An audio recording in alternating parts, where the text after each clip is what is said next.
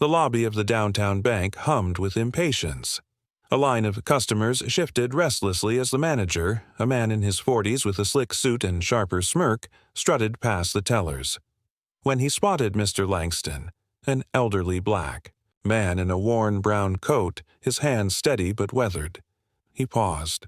Langston was filling out forms at the counter, his pen deliberate, his steps measured. The manager's eyes narrowed. To him, Langston looked like someone wasting time, someone unworthy of the institution's polish. He muttered something about holding up the line, and smirked when Langston asked to see a private banker.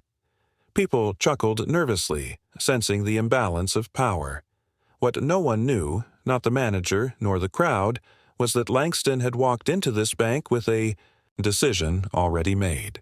By the time he left, the ground beneath their laughter would no longer belong to them. Mr. Langston had spent a lifetime being underestimated. Born in the South during segregation, he learned early how quickly people judged by skin and age. After years of working quietly as an accountant, he began investing in small properties. First duplexes, then apartment buildings, then commercial lots. His genius wasn't in flashy deals, but in patience. Where others rushed for quick profits, Langston bought land in neglected neighborhoods, holding it until the city grew around him. By 75, his portfolio stretched across counties, but you would never know from his modest clothes or his soft-spoken nature. He lived simply, walked everywhere, and preferred listening to boasting. This invisibility was his shield. What angered him today was not personal insult, he had seen those before. It was the reminder that the very institutions built on his community's savings still treated elders like inconveniences. The smirk of that manager wasn't just arrogance, it was a symbol of every gate slammed in his face decades earlier. Langston could have walked away. He had enough money and power to withdraw his accounts to never step foot in that building again. But he knew the danger of letting disrespect slide in public. Silence, in moments like this, did not just protect peace, it emboldened arrogance. The young teller had lowered her eyes, ashamed for him. The security guard shifted uncomfortably, uncertain whether to intervene. If he left quietly, the story would spread. The old man who got laughed out of the bank, and with each retelling, that smirk would grow larger in memory. He had to decide: play the role of invisible elder once more, or remind the room of a truth too often forgotten. Dignity is not granted by suits, titles, or desks. Dignity is owned, carried, and revealed in the moment it is challenged. Langston adjusted his coat, straightened his back, and asked for the branch's deed officer by name. Few people knew that Langston wasn't just a property owner, he was one of the region's quiet titans of real estate. Through trusts and shell companies, he had acquired parcels of land that corporations now depended on. The very building housing that bank, with its polished marble floors and glass walls, sat on a property he had purchased decades earlier during a foreclosure crisis. At the time, no one wanted the lot. Today, it was prime downtown land. He had let the bank occupy it through a long-term lease, never revealing the landlord behind the curtain. That hidden identity meant one thing. With a single signature, he could determine whether the bank remained standing or scrambling. The manager who smirked at him assumed power came from status or appearance. Langston's power came from patience, memory, and the quiet certainty of ownership. And now, in this room, he was ready to reveal it. But the bank did not make it easy. When Langston requested a private meeting with the manager and the deed officer, laughter followed. "Sir," the manager sneered, "unless you're here to refinance your car loan, I think we're done." The room tittered. A couple of customers glanced away, uncomfortable but unwilling to speak. Langston stood still, the weight of decades pressing on his shoulders. For a moment, even he wondered if his quiet strategy had been foolish, that maybe the system thrived because humiliation always outpaced justice. The manager waved dismissively to security, as though to escort him out. That was the breaking point. A hush fell over the lobby. Everyone expected the old man to shuffle away, defeated. Instead, Langston reached calmly into his coat and withdrew. A leather folder, its spine cracked from years of use. He placed it on the counter without a word. The silence grew thicker. Something was shifting. Inside that folder were the documents that told a different story. The original deed to the land. The lease agreements were signed by the bank's corporate office. Even renewal clauses, tied to Langston's signature. For years he had kept them locked away, rarely thinking about them. But now, as the manager's smirk lingered, he realized this was not just about him. It was about every elder dismissed as irrelevant, every black customer treated like an inconvenience in places where their money sustained. He was not here to argue. He was here to remind them of the truth.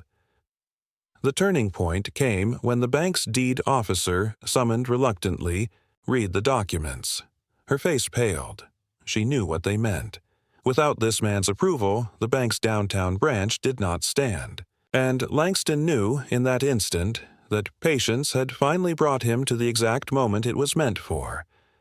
Langston's strategy was not vengeance. It was precision. He quietly requested a meeting in the manager's office, away from the gawking lobby. As they sat, the air grew tense. The manager tried to laugh it off, accusing Langston of bluffing. But the deed officer confirmed the truth. Not only was Langston the property owner, but he also held renewal rights that were due within weeks. With one decision, he could raise their lease beyond affordability, or sell the building altogether.